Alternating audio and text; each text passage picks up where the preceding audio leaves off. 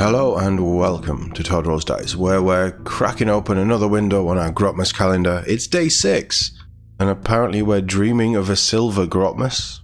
Necrons have thrown open the vaults for Grotmas, and the Starshatter arsenal is lumbering out.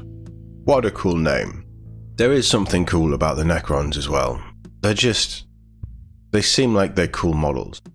An enormous array of arcane mechanical treasures are stored in the grand armories of the Necron dynasties. Okay, fair enough, WarCom. There's a minor error on the page. Some nobles prefer to wage mobile warfare using imperious anti-grav war barques, looming mechanical walkers, and supersonic assault aircraft powered by eldritch technologies to outflank, outrun, and eliminate their enemies. As the armored tide sweeps over the helplessly outmatched foe, ghost arcs swoop low to disgorge rank upon rank of skeletal Necron warriors. Other forms of servile construct and maniacal killing machines join the lethal procession, adding their own cosmic wrath. And when the foe inevitably breaks, dynastic soldiery fused with repulsor-driven platforms scythe down any who would attempt to flee. The Necrons of the Starshatter astral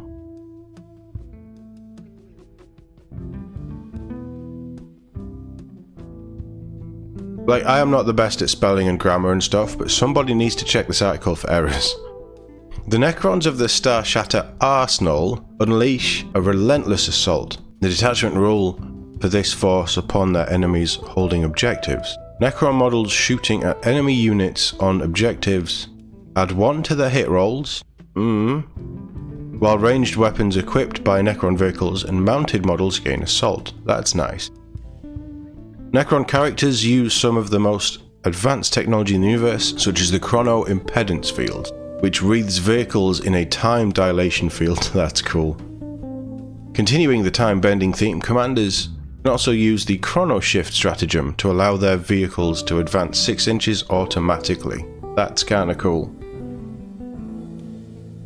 We've got a real Grotmas miracle for you all tomorrow. The Space Marines of the Death Watch have heard your pleas and have earned a full index.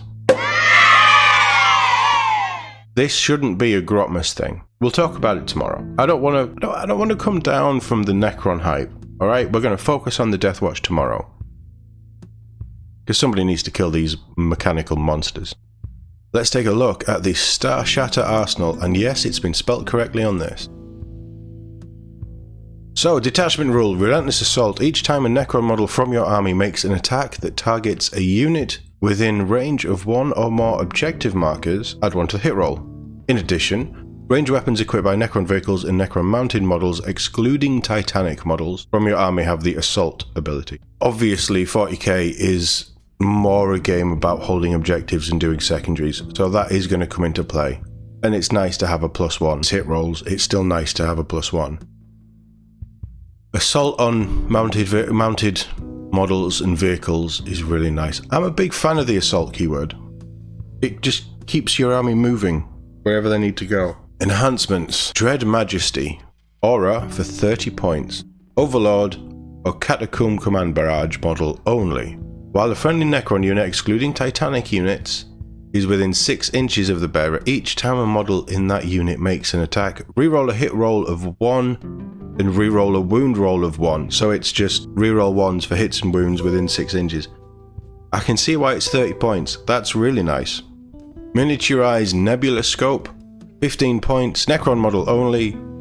Ranged weapons equipped by the model in the bearer's unit have ignores cover. There's a lot of ignores cover things in this as well, in these detachments as a whole, be it an enhancement or a stratagem. Maybe if you've got a spare 15 points, you might take it.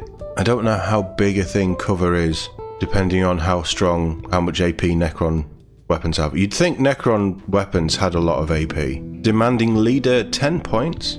Necron models only. In your movement phase, select 1 friendly Necron vehicle or Necron mounted unit, excluding Titanic units, within 6 inches of the bearer. Until the start of your next command phase, that unit is eligible to shoot in a turn in which it fell back. Again, we're seeing a lot of manipulation with falling back. You know, when a unit fell back, they can do this and this and this. Again, I don't think that's amazingly strong, but let me know in the comments. Finally, Chrono Impedance Fields, 25 points. Necron model only. In your command phase, select one friendly Necron vehicle or mounted model, excluding Titanic units, within 6 inches of the bearer, until the start of your next command phase. Each time an attack is allocated to a model in that unit, subtract 1 from the damage characteristic of that attack. Oh, that's nice. -1 to damage. It's obviously damage 1 weapons it's not going to affect. But there's a lot of damage too. And if, you know, vehicles, thinking of like the big chunky vehicles, that's very nice. In your command phase, one model, so you can do it 5 times. 25 points, 5 points. I think that's pretty good. I think that's worth it. Stratagems, we have everything is 1 CP, 2 battle or strategic ploys, merciless reclamation. When your shooting phase or fight phase, target 1 Necron unit excluding Titanic models from your army that has not been selected to shoot or fight this phase. Effect: until the end of the phase, each time a model in your unit makes an attack, if the target of the attack is within range of 1 or more objective markers, add 1 to the wound roll. So if you really want something dead on an objective, that's nice. So you've got built-in add 1 to the hit roll with your army rule, and then you've got a stratagem for a CP, battle tactic CP as well. A battle tactic stratagem, 1 CP, also add 1 to wound rolls. That's not bad actually. Unyielding forms, when your opponent's shooting phase or the fight phase, just after an enemy unit has been selected as its target, select 1 Necron vehicle or mounted unit excluding Titanic units from your army that was selected as the target of 1 or more of the attacking unit's attacks. Effect: until the end of the phase, each time an attack targets a model in your unit, if the strength characteristic of that attack is greater than the toughness characteristic of that unit, subtract 1 from the wound roll. So -1 to wound if you're being shot with a big strength weapon. Yeah, situational. Again, we've seen quite a few of those stratagems popping up for these detachments. That's another running theme that we're starting to see. Chrono Shift, when your movement phase, target 1 Necron vehicle or Necron mounted unit, excluding Titanic units, from your army that has not been selected to move this phase. Effect: until the end of the phase, if your unit advances, do not make an advance roll for it. Instead, until the end of the phase, add 6 inches to the move characteristic of models in your unit. That's very nice early game. You know, couple Chrono Shift with independence fields. You say, right, that big chunky troop carrier, it's now -1 damage, and I'm going to sling it 6 inches further forward. Really try and capitalize on a position early. There's play in that. Dimensional Tunnel, when your movement phase, target 1 Necron vehicle or Necron mounted unit, excluding Titanic units from your army.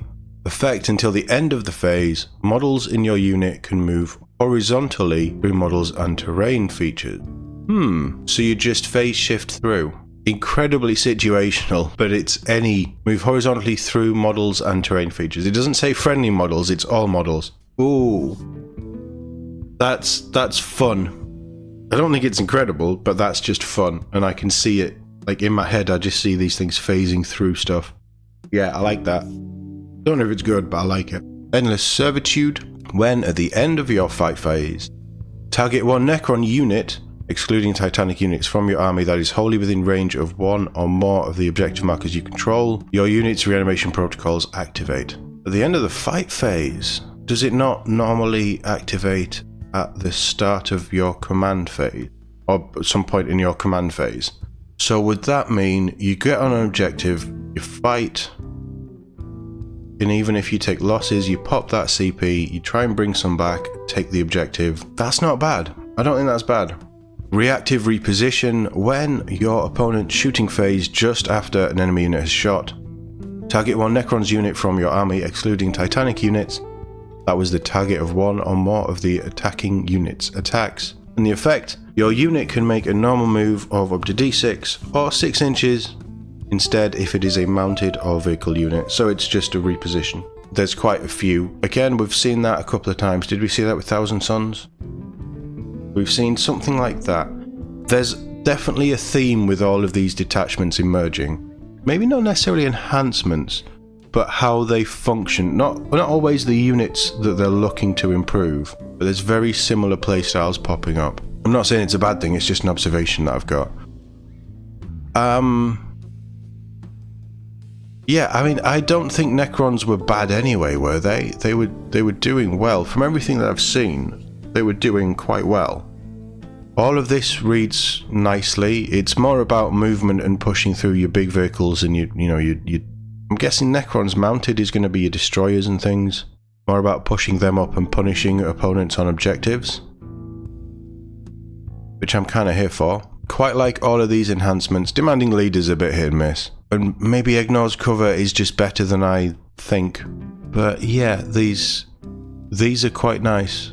And the army rule is actually quite nice. When you look at how skewed everything is for vehicles and mounted models, you give them any of the stuff that the enhancements gives them. You burn chrono shift, they have assault so they can shoot, they can phase through models and terrain so they can pretty much get anywhere you want.